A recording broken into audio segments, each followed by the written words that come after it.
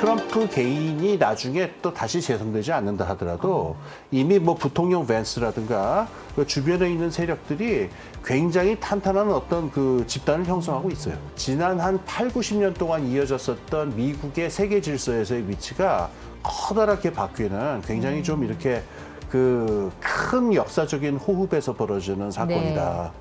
당분간 이 기조는 계속될 것이다. 저는 그렇게 봅니다. 여러분 안녕하세요. 경제한방입니다. 트럼프 집권 이후 미국 주도의 세계 질서에 근본적인 변화의 흐름들이 나타나고 있습니다.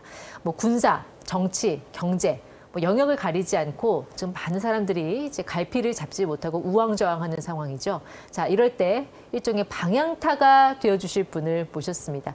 글로벌 정치경제연구소 홍기빈 소장 함께하겠습니다. 네, 소장님 어서 오십시오. 네, 안녕하세요. 우리나라는 오로지 지금 관세 예. 이 문제만 집착을 하고 있지만 트럼프 집권 이후에 뭔가 지금 세계 질서에 여러 가지 변화들이 나타나고 있고 근데 사실 소장님께서는 거의 한 2020년이었나요? 제 기억에는 한 4년 전부터 트럼프 다시 돌아올 거다. 그리고 세계 질서가 거의 항로 없는 항해를 하게 될 거다. 이런 말씀도 하셨어요. 그 예언이 어떻게 보면 적중한 거 아니에요? 아유, 무슨 대단한 건 아니고 좀 상황을 보던 분들 중에는 그런 생각하시는 분들이 많긴 했어요. 그런데 저는 트럼프가 다시 당선까지는 몰라도 하여튼 트럼프 세력이 돌아올 거라는 건 확실하다고 생각을 했었고 코로나 이후에 지금부터 전개될 어떤 세계 질서의 변화가 역사적으로 패턴을 찾아보기 힘든 그러니까 선례가 없는 전혀 예측할 수 없는 방향으로 나가게 될 것이다. 이거는 분명한 것 같아요. 그래서 항로에 없는 바다로 나가게 될 것이다. 이제 그런 표현을 썼었던 거죠. 네. 돌이켜보면은 이제 미국이라는 나라, 그러니까 19세기 초중반 이때만 해도 약간의 고립주의를 택하는 분위기였잖아요. 그렇죠. 지금 트럼프 집권 이후의 모습을 보면 다시 그런 고립주의로 회귀하려는 게 아니냐. 이런 생각도 드는데 그건 어떻게 보세요? 그거를 비슷한 면도 있고 닮은 면도 있어요. 그러니까 제가 짤막하게 그 미국의 외교 정책의 변화를 크게 좀 이렇게 말씀을 드릴게요. 그러니까 말씀하신 대로 19세기 동안에는 이제 먼로주의다 뭐 이렇게 알려져 있는데 미국의 전통적인 19세기 외교 정책은 이제 고립 정책에 가까웠어요. 그건 뭐냐면 주로 유럽 사람들에 대한 건데 유럽은 너희들끼리 싸워라. 특히 남미 대륙은 우리 미국의 앞마당이니까 뒷마당이니까 건드리지 마라. 이렇게 해서 세계 일에 뛰어들지 않겠다는 원칙이었는데 이 원칙이 20세기 초가 되면 조금 흔들리기 시작합니다. 이제 우드로 윌슨 대통령하고 프랭클린 루즈벨트라는 대통령 두 사람을 거치면서인데 미국이 세계 질서를 만들고 유지하는 세계의 경찰 역할, 세계의 맏형님 역할을 해야 한다라고 하는 결정이에요. 여기에 대해서 전통적으로 미국은 고립주의, 미국 안으로 그냥 살자, 미국 영토만 지키면서 살자는 사람들은 굉장히 반발했어요. 미국이 왜 그런 대가를 치러야 하느냐. 왜 세계대전에 뛰어들고 전 세계 민주주의를 지키고 등등 세계 질서를 유지해야 되냐. 그건 너무 희생이 크지 않느냐. 그래서 미국이 전 세계의 어떤 이 질서를 지키는 제국의 역할을 한 지가 그렇게 오래되지 않고 100년도 채 안 됐습니다, 사실. 그게 이제 프랭클린 루즈벨트 대통령 2차 대전 때 벌어졌던 일이거든요. 그 다음에는 이제 미국의 공화당이든 민주당이든 그래 어쩔 수 없다. 이제 우린 고립주의를 버리고 전 세계의 정치 경제 질서를 지키는 큰 역할은 이제부터 우리 미국이 맡겠다라고 하는 합의가 만들어진 게 이제 20세기 중반 2차 대전 이후 일이죠. 그때부터 지금까지 쭉 그 역할이 오다가 요번에 트럼프가 들어서면서 어떻게 되냐면은 우리 그거 안 해 이러는 거예요. 그러니까 세계 질서를 떠받쳤던 큰 형님 역할 이제 우리 안 할래. 한다. 피곤하다. 우리 그런 것 관심 없다. 이래버린 거예요. 그러면 트럼프가 여기서 다시 그럼 19세기에 있던 고립주의로 들어가느냐? 꼭 그런 건 아니에요. 그거는 바깥일에 신경 안 쓰겠다는 거잖아요. 19세기 고립주의는. 트럼프는 그런 건 아닙니다. 바깥일에도 계속 개입을 하고 뛰어드는데 단 미국의 세계 최고 우위가 유지되는 그걸 지키는 한에서는 계속 뛰어들겠다 이런 거니까 19세기로 뛰어드는 건 아니고 20세기 후반에 했었던 어떤 책임 있는 질서 유지자로서의 책임은 안 하겠다. 그냥 미국이 세계 최고, 미국의 국력, 부국 강병만을 지켜내겠다. 어떻게 보면 이기적인 정책인 거죠. 바깥에 외국에 있는 사람들이 트럼프를 보면 굉장히 낯설고 황당한 존재로 느낄 수 있습니다만은 미국에 있는 그 평민들이나 서민들 같은 경우에는 트럼프의 이 노선을 반기는 사람들도 굉장히 많은데 이유는 이렇습니다.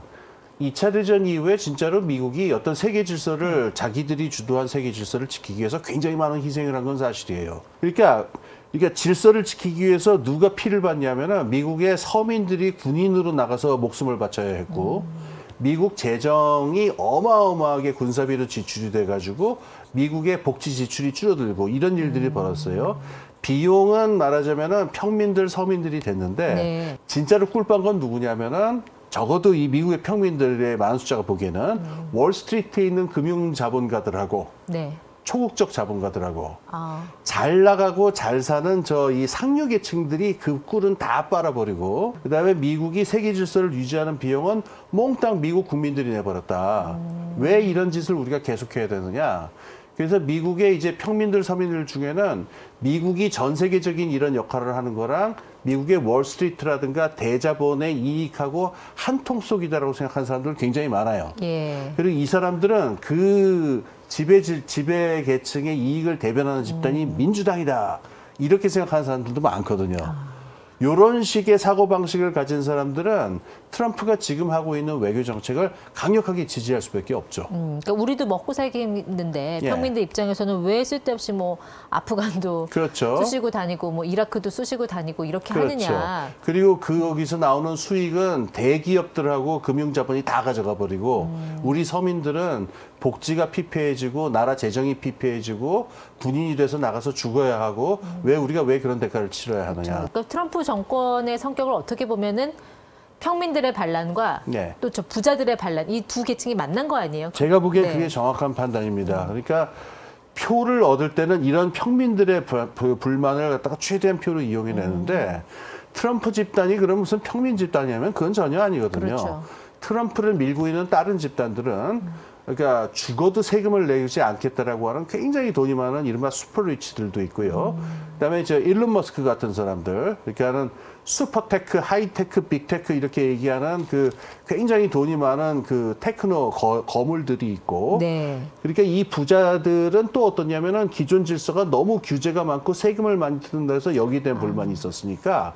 불만이 있는 부자들하고 불만이 많은 평민들하고 이렇게 연합을 해가지고 생겨난 정권이라고 볼 수 있겠죠. 평범한 시민들 입장에서 볼 때는 이제 교육받은 엘리트들, 금융 엘리트들 이런 사람들이 이익은 다 취하고 젊은이들의 생명을 희생시키는 그런 네. 어떤 방위비, 국방비 이런데 너무 쓸데없는 비용을 낭비했다라는 네. 것에 대한 불만이 있다라는 그 말씀이신 거잖아요. 그렇습니다. 예. 그러면 이제 미국은 그러면 세계 경찰의 역할은 아예 그냥 손 놓는 건가요? 전 세계적으로 미국이 가장 그 센 나라고 그 부유한 나라다라고 하는 위치는 지켜야 되니까 부국 강병, 미국의 그 어떤 군사력이라든가 경제력의 최고 우위는 지키려고 하겠죠. 네. 그러니까 거기에다가 초점을 맞추는 정책을 두는 거지.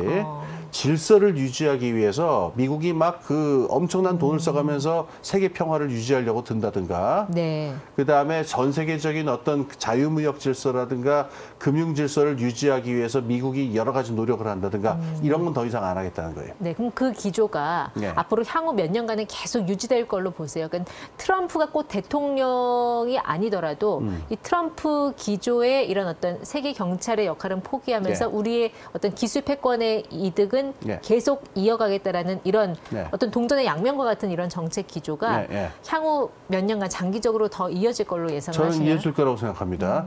트럼프 개인이 나중에 또 다시 재선되지 않는다 하더라도 이미 뭐 부통령 밴스라든가 그 주변에 있는 세력들이 굉장히 탄탄한 어떤 그 집단을 형성하고 있어요. 그래서 이 집단이 트럼프가 아니더라도 또 계속 다음 선거에도 나올 것이고 네. 미국의 공화당 정도는 거의 이 집단이 지금 거의 이렇게 상당한 부분을 점령했다고 봐야 됩니다. 따라서 이게 그 뭐 1년, 2년 지금 트럼프가 하고 있는 어떤 일련의 행동들이 1년, 2년 동안 그냥 파란을 일으키고 말 행동이 아니고 지난 한 8, 90년 동안 이어졌었던 미국의 세계 질서에서의 위치가 커다랗게 바뀌는 굉장히 좀 이렇게 큰 역사적인 호흡에서 벌어지는 사건이다. 당분간 이 기조는 계속될 것이다. 중국은 이미 그런 준비를 하고 있는 것 같아요. 시진핑이 곧 트럼프 대통령을 만날 거라는 관측도 계속 나오는데 어떻게 보세요? 만날 걸로 보세요? 만나서 얘기를 하겠죠. 그리고 제 추측이 맞다면은 일정 정도 화해와 타협을 얻어낼 거라고 저는 보는 편입니다. 그러니까 파국으로 가거나 네. 더 험악한 국면으로 가지는 않을 거라고 생각을 해요. 미국, 중국도 지금 그러니까 아쉬운 면이 있습니다. 중국이 부동산 부분의 거품을 일부러 떨어뜨리면서 제조업을 다시 키우겠다라고 하는 게 2010년대 말의 기조였거든요. 네. 근데 이걸 하려면은 중국도 수출 시장을 굉장히 크게 열어야 돼요. 아니면 그거 과잉 생산이 돼 버리니까. 그래서 이번에 미국의 트럼프가 그 관세를 이렇게 해가지고 미국 시장을 닫겠다라고 한 게 중국에서도 상당한 타격이 될 건 틀림이 없습니다. 네. 그러니까는 시진핑도 지금 이 국면은 어떻게든 열어야 되는 그 필요가 있는 상황이고 미국도 저렇게 무지막지하게 저거를 과연 버텨낼 수 있을지 아무도 자신할 수 없으니까 저는 이번에는 일정한 타협이라든가 일정한 어떤 유화 국면이 벌어질 거다라는 생각은 해요. 그렇군요. 네. 하지만은 이 기조가 거의 노골적으로 지금 그 관세란 걸 이용해서 중국이 일방적으로 수출에다가 그 미국에다 수출해서 뭐 월마트라든가 이런 걸로 까는 일은 더 이상 용납하지 않겠다 이런 거니까 중국도 중장기적인 전략을 분명히 세우겠죠. 그렇겠죠. 네. 예. 그러니까 말씀하신 내용을 들어보면 미국은 이제 자국 안보 외에 다른 나라의 어떤 안보나 국방 여기에 예. 대해서는 이제 신경을 좀 끄겠다라는 예. 그런 기조라면 예. 중국과의 어떤 지정학적인 갈등, 예. 어떤 군사적인 그런 경쟁 예. 이런 거는 상대적으로 좀 덜해질 수 있겠네요. 예. 기술 패권의 경쟁은 계속되더라도. 예. 네. 제가 봤을 적에는 트럼프 정권은 그 봉쇄 정책을 취하지는 않을 거예요. 다시 말해서 냉전과 같은 방식을 취하지 않을 겁니다. 왜냐하면은 너무 돈이 많이 들어요. 그래서 그 미국의 국가의 안보에 직접적으로 영향을 주지는 않는 한, 뭐 러시아가 힘이 세지든 뭐 중국이 뭘 하든 발을 빼는 일들이 굉장히 많을 거고 이번에 우크라이나 전쟁 같은 게 그 하나의 예가 되거든요. 네. 그래서 그 상대적으로 바이든 정권에 비해서 어떤 군사적인 지정학적인 문제에 대해서는 각을 세우는 일이 좀 덜할 것 같아요.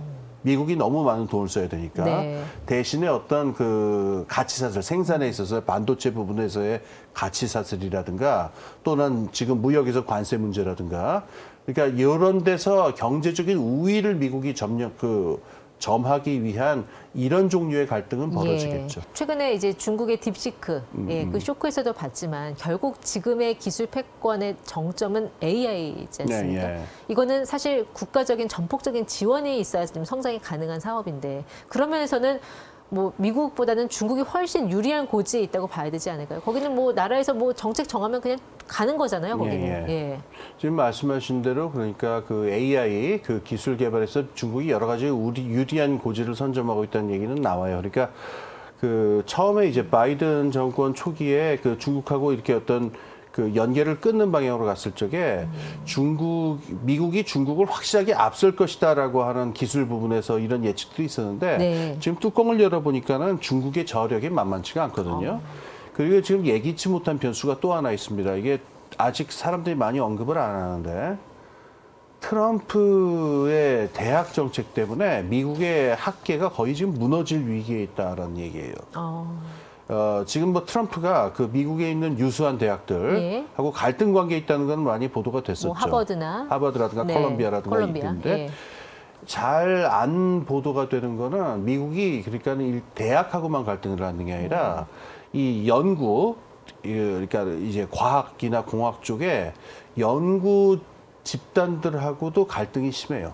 왜 그렇죠? 이것도 또 문화적인 맥락은 있습니다. 그 트럼프 지지 세력은 대학에 있는 엘리트들에 대한 깊은 불신을 가지고 있어요. 대학은 좌파들의 소굴이다라고 하는.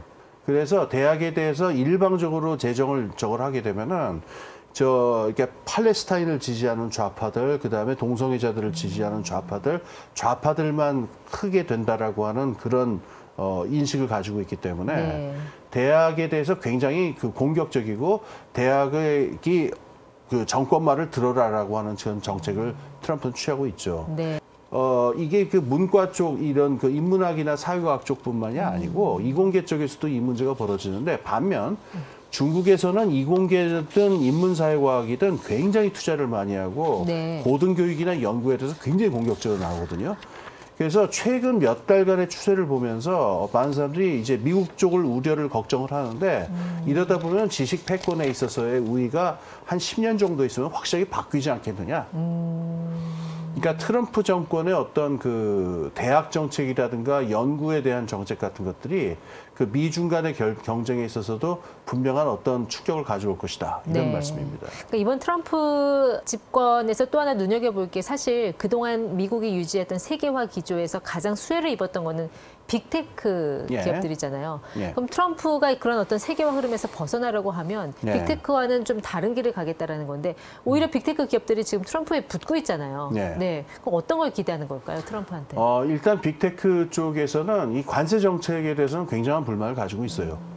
이를테면은 애플 같은, 그러니까 우리가 애플 아이폰 같은 경우에는 이거를 갖다가 몽땅 그 미국 안에서 제조업을 그 기계를 생산하라, 이건 완전히 불가능한 얘기다라는 거니까. 그러니까 미국의 관세로 중국을 때리려다가 정작 때린 게 애플 때린 거다. 그렇죠. 애플 그러면서 가격만 올라간 거거든요. 트럼프가 말 바꾸기도 했잖아요. 그렇죠. 예. 그다음에 테슬라도 마찬가지, 테슬라 전기자동차도 마찬가지고 이 트럼프 집단 내에서 이 관세를 외치는 집단들하고 빅테크 쪽하고 굉장히 강렬하게 갈등을 벌이기도 해요. 지금 그 갈등 계속되는 것 같고. 그런데 빅테크 쪽에서 트럼프에 기대하는 굉장히 중요한 것들이 있습니다. 빅테크가 이제부터 해야 되는 종류의 기술적인 프로젝트들은, 그러니까는 제가 쓰는 말입니다만 메가 프로젝트들이에요. 굉장히 덩치가 큰 프로젝트들이고 대규모의 그 투자와 지원이 이루어져야 될 뿐만 아니라 규제 완화가 아주 대규모로 이루어져야 돼요. 그러니까 표준적인 상상을 넘어서는 어떤 그렇죠. 전폭적인 국가적인 지원. 그렇습니다. 네. 지금 AI에 관계된 것들도 그렇고 바이오에 관계된 것들도 그렇죠. 그렇고 우주산업에 관계된 것들도 그런데 로보택시만 해도 그렇잖아요. 그렇습니다. 국가가 인프라 안 깔아주고 예. 제도 안 풀어주면 못하는 거 그렇죠. 아닙니까? 그리고 지금 그 하늘을 나는 택시 있죠. 그것도 UAE. 지금 본격적으로 얘기가 되고 있는데 이것도 관련된 규제들이 굉장히 많거든요. 그럼요. 그러니까 여기서부터는 지금 빅테크가 처한 입장은요, 단순히 투자만 받는다고 되는 게 아니라 이 법적, 제도적 이 부분을 국가가 뚫어주는 게 필요해요. 그러니까는 이거를 전폭적으로 밀어주는 어떤 정권하고 만날 필요가 있다. 이게 이제 빅테크 쪽에서 트럼프랑 같이 이렇게 유착을 하게 된 중요한 계기가 아닌가 싶습니다. 어떻게 보면 빅테크가 트럼프에게 중국과 같은 국가 자본주의 이런 예. 거를 기대하는 측면도 있다고 봐야 되겠네요. 저는 그렇게 봅니다. 예, 맞습니다. 그래서 데이터의 사용이라든가 그다음에 AI와 관련된 여러 가지 윤리적인 이슈들이라든가 이런 거에서 좀 더 공격적이고 친기업적인 뭔가를 해주기를 바라는 그게 있다고 저는 생각해요. 최근에 싱가포르 수상이 국민들한테 뭐 마음의 준비를 해야 된다 예. 이런 이야기를 했잖아요. 예, 예. 네, 우리도 이런 어떤 트럼프의 꼭 트럼프가 아니더라도 그 기조의 장기 집권에 대비한 예. 뭔가 좀 마스터 플랜이 있어야 되는 게 아닌가 하는 생각이 예. 드는데 소장님 좀 어떤 식견을 갖고 계세요? 사실 저는 그 얘기가 대한민국에도 사실 그대로 적용된다고 생각해요. 우리도 무역이 굉장히 크게 의존하는 나라고. 그런데 역사적으로 보자면은 대한민국이 출범한 이후로는 한 번도 보지 못한 종류의 세계 질서예요. 왜냐하면 우리 대한민국은 생겨난 다음에는 미국의 강력한 군사력 하에서 그러니까는 이 공산권으로부터 우리를 지켜내는 그 냉전 질서에서 우리가 쭉 자라왔었고 네. 그다음에 공산권이 무너진 다음에는 굉장히 평온한 어떤 이 지구화, 세계화, 글로벌라이제이션의 시대에서 자유무역을 구가하면서 여기서 굉장히 큰 성공을 거두었던 나라인데 네. 냉전적 질서도 지금 사라지고 그다음에 이 자유무역의 질서도 사라지게 되면은 사실상 대한민국이 경험해보지 못한 종류의 세계 질서가 나타날 거란 말이에요. 그럼 이때 외교 정책의 방식은 어떻게 바꿔야 되느냐? 각각의 기업들이 관세라든가 외 환율의 변동이라든가 이거를 어떤 식으로 감당을 해야 되느냐 같은 문제들. 네. 이렇게 아주 큰 외교 정책의 문제부터 기업에 계신 분들이 환율이나 관세를 어떻게 저걸 해야 되냐. 모든 면에서 굉장히 큰 변화가 일어나니까 이게 그냥 잠깐 지나가는 소낙비라고 생각하지 마시고 네. 굉장히 큰 구조적 변화가 일어나고 있다. 이렇게 마음의 준비를 싱가포르 사람들처럼 네. 마음의 준비를 하면서 여러 가지를 예의주시하고 공부를 많이 해야 될 것이다. 이런 생각입니다. 알겠습니다. 예, 트럼프가 주도하는 어떤 세계 경제, 정치 질서의 변화의 흐름 속에서 우리가 단순히 플랜 B만 생각할 게 아니라 플랜 C, 플랜 D까지도 그렇습니다. 고민하는 그런 어떤 장기적인 그런 어떤 고민이 필요할 거다라는 말씀 여기까지 네. 듣도록 하겠습니다. 홍기빈 소장 함께했습니다. 오늘 말씀 고맙습니다. 예, 감사합니다.